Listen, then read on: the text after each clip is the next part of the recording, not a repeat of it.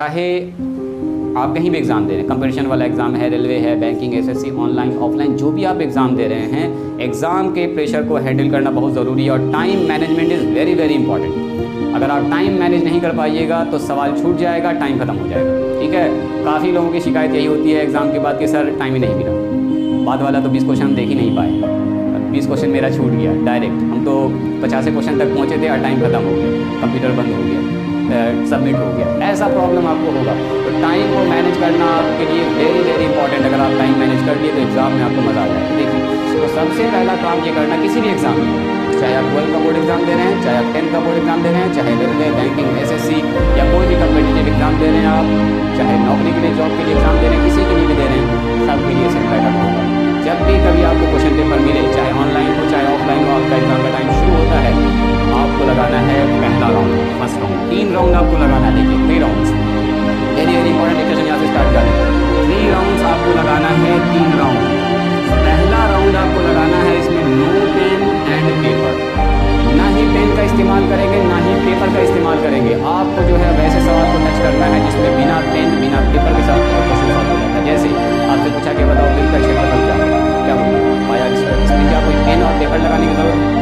आपसे पूछा गया बताइए, आपको बोलेगा तो टोटल सरफेस एरिया कितना होगा, तो क्या पेन लगाने की जरूरत है? अगर आपसे कोई पूछे बताइए साइन 30 डिग्री का मान क्या होगा, तो क्या आपको पेन लगाने की ज़रूरत है? यानी कि ऐसा सवाल जो डायरेक्ट फार्मूला से रिलेटेड है, जिसमें कोई भी पेन लगाने की ज़रूरत नहीं है, पहले उन सब सवाल को टच करना है।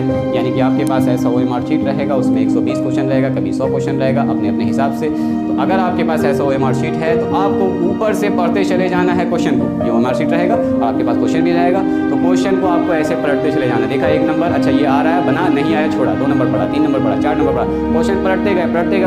नो पेपर नो पेन, ना ही पेन यूज़ करेंगे ना ही कोई रफ करेंगे। आपको अपने ऊपर कमांड करके रखना है, कंट्रोल करके रखना। आपको लगेगा कि हम पेन चला देते हैं, ये सवाल बना देते हैं, थोड़ा सा आसान सवाल इसको बना देते हैं, नो, आपको पेन पेपर ट्राई ही नहीं करना। आपको क्या करना है, 15 से 20 मिनट में 120 क्वेश्चन देख लेना है।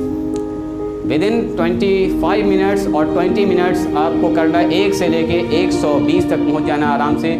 और आप सरप्राइज़ हो जाएंगे जब 1 से लेके 120 तक आप पहुँचेंगे तो 30 से 35 सवाल आप बना चुके होंगे डायरेक्ट। तो आप सोचिए कि 35 मिनट में या 30 मिनट में या 30 मिनट में जितना फास्ट आप चले, 20 मिनट में आपने 35 सवाल बना लिया, तो यानी कि 1 मिनट में आपने 1 मिनट से कम में 1 सवाल बना लिया। अब आपके पास अच्छा खासा सफिशिएंट टाइम। अब देखिए फर्स्ट राउंड आपका कंप्लीट है। यानी कि फर्स्ट राउंड में क्या करना है, नो पेपर नो पेन, ना ही कोई पेन का इस्तेमाल करना, ना ही कोई पेपर का इस्तेमाल करना है। आपको स्टार्ट करना है, क्वेश्चन को पढ़ते जाएंगे, आधा जवाब लगाते जाएंगे, मार्क्स पढ़ते जाएंगे। ध्यान से पढ़ेंगे, 5 का सी तो 5 के सी में लगाएंगे। ऐसा नहीं कि 5 का सी का जवाब दे रहे हैं और 6 के सी में लगाएंगे, 6 का सी में जाएगा और 5 का सी फिर आपका 1 नंबर कट जाएगा। ऐसे तो कहने का मतलब ये होगा कि ध्यान से आपको OMR शीट को फिल करना है, डबल टिक नहीं करना, डबल नहीं लगना है। OMR शीट का आपको ध्यान देगा, इसलिए बच्चे इससे पहले कोचिंग वगैरह में एग्जाम दे चुके हैं, लेकिन 120 नंबर का भी 100 नंबर का आपका एग्जाम नहीं होगा। तो एक के पूरे मुंगेर में पहली बार समझिए इस तरह से हम करा रहे हैं। आगे अगर कोई कोचिंग वाले कराएंगे तो हमको भी मौका दें ताकि हम भी अपने बच्चों को वहाँ भेजें और मेरे बच्चे भी अच्छा करें। अभी तो हम करा रहे हैं, पहली बार शुरुआत किया, हो सकता है इससे पहले किसी ने कराया। तो चलिए फर्स्ट राउंड में क्या करेंगे, नो पेपर नो पेन, यानी कोई पेपर इस्तेमाल नहीं करना है, कोई पेन इस्तेमाल नहीं करना है। ऑब्जेक्टिव क्वेश्चन वो बनाना है जो डायरेक्ट फार्मूला बेस्ड है, या जो देखते के साथ आपको समझ में आ जाता है। अच्छा जैसे पहचानना कौन सा AP में है, तो क्या उसमें कोई पेन लगाने की ज़रूरत है? देखते के साथ आपको समझ जाएगा, अच्छा ये वाला टर्म, ये वाला सीरीज़ जो है AP में है, या ये वाला सीक्वेंस किस में है, AP में। तो कहने का मतलब ये साइन 60 का मान, 30 का मान, sine square theta plus cos square theta का मान क्या होता है, अगर आपसे पूछा जाए तो क्या उसमें कोई कलम लगाने की ज़रूरत है? ये तो डायरेक्ट फार्मूला है। तो जो डायरेक्ट फार्मूला है उसको आप डायरेक्ट बनाएंगे without pen and paper within 20 to 25 minute. 20 से 25 मिनट में आप देखेंगे 1 से लेके 120 तक आप पहुंच जाएंगे और आप सरप्राइज हो जाएंगे कि आपका 1 से लेके कम से कम 30 सवाल आपका बन चुका होगा। अब बचा कितना आपके पास, 90 सवाल। टाइम भी अच्छा खासा आपके पास बचा हुआ रहेगा। अब लगाएंगे सेकंड राउंड। सेकंड राउंड में उन सारे सवाल को आप टच करेंगे जो आपने पहली बार जो राउंड लगा रहे थे उसमें देखा था कि ये सब आसान सवाल था, खट खट खट कर, जिसमें इजी सवाल हो, लेस कैलकुलेशन हो, इजी सवाल एंड लेस कैलकुलेशन जिसमें कम होता है, एकदम आसान सवाल है, खट खट खट 1-2 लाइन में कैलकुलेशन होगा। पहले उन सारे सवाल को बनाएंगे, पहले उन सारे सवाल को आप कंप्लीट कर लेंगे, प्रैक्टिस कर लेंगे। उसके बाद आप देखेंगे सरप्राइज कर जाएंगे कि आप फिर से 40 सवाल बना चुके हैं, क्योंकि आप जब फर्स्ट राउंड लगाइएगा तो आपकी नज़र से वो सब सवाल एक बार उतर चुका होगा। एक बार जब गुजर गया है तो दोबारा जब उस सवाल को देखिएगा तो उस सवाल में बहुत ही कम टाइम आपको लगने वाला है। फटाफट सारा सवाल बना दीजिएगा। तो आपको क्या करना है, तो देखिए 30 सवाल पहले और 40 सवाल, 70 सवाल आपने बना दिया और बच जाता आपके पास 30 सवाल।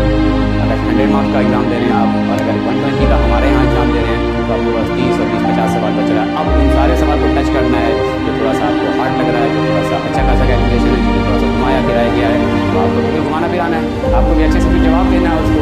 तो कहने का मतलब ये हुआ कि जैसा सवाल है वैसा काम करेंगे। 1 मिनट आ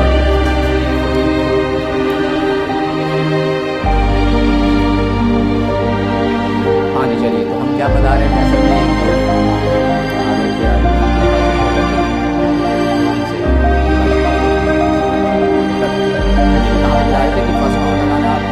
पेपर, पेन, कोई भी पेपर, कोई भी पेन का इस्तेमाल नहीं करना, वैसे सवाल को मत करना जो डायरेक्ट फॉर्मूला बेस्ड है, जो देखने के साथ आपका जवाब होता है आपको मन करेगा फर्स्ट राउंड में पेन चलाने का, बट अपने ऊपर आपको रखना है कंट्रोल और पेन एकदम नहीं चलाना है फर्स्ट राउंड में। 20 मिनट तक 1 से लेके 120 तक पहुँच जाना है, या 1 से लेकर अगर 100 नंबर का सवाल आपका तो 100 तक पहुँच जाना।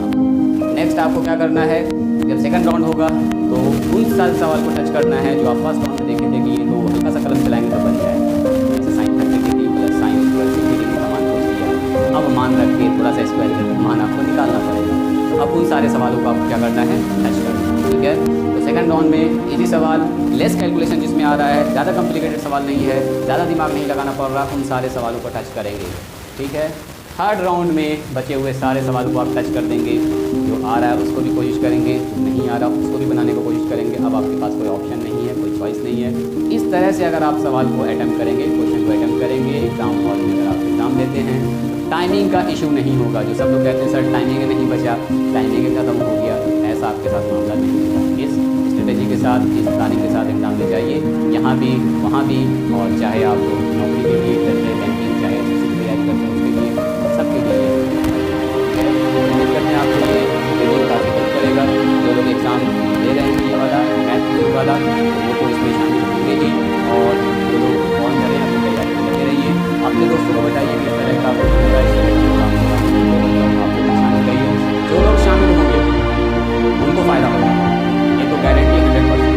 और जो शामिल नहीं होंगे वो बाद में पछताएंगे कि लास्ट में अगर शामिल हो जाते तो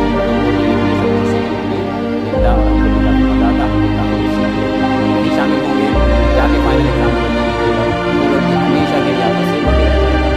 एक बार मार्क्स छप के आपका 80 नंबर पर से जा सकते हैं। इसलिए जो गलती करना है यहाँ कीजिए, अपने क्विज वाले एग्जाम भी कीजिए, कोई दिक्कत वाली बात नहीं है।